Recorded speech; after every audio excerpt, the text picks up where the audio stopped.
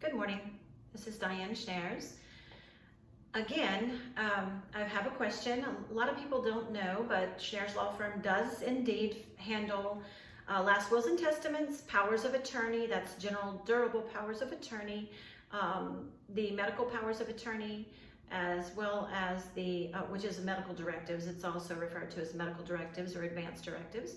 We also handle small successions where the assets of the estate of the decedent, the deceased, is less than $125,000, or at least their interest in their estate that's going to pass on to their heirs is less than $125,000.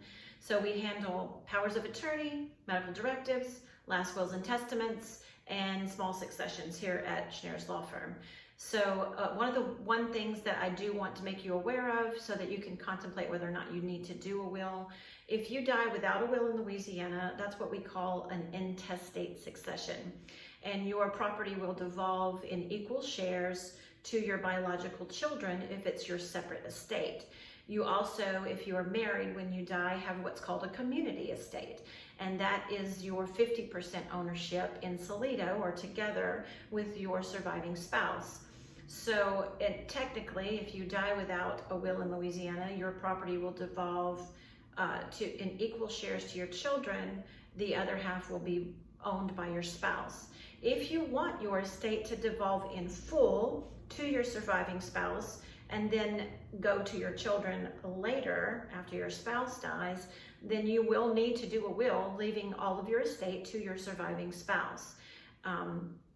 At which point your spouse's will dictate how that property is distributed. The other option is that you can do a will and leave your estate to your children in equal shares, and your spouse will then have what's called a usufruct, a legal usufruct over that community interest, over your community interest until he dies. But it doesn't devolve in ownership without a will leaving it specifically to your spouse.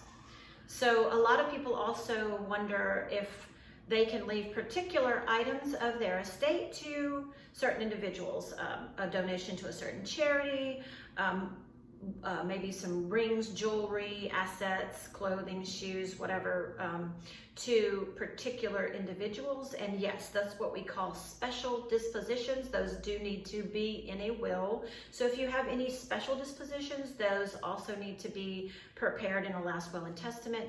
Again, Schnaars Law Firm does handle all family law related issues, including these end-of-life documentation that needs to be prepared, and I would be more than happy to assist you in deciding the best options for you and your family.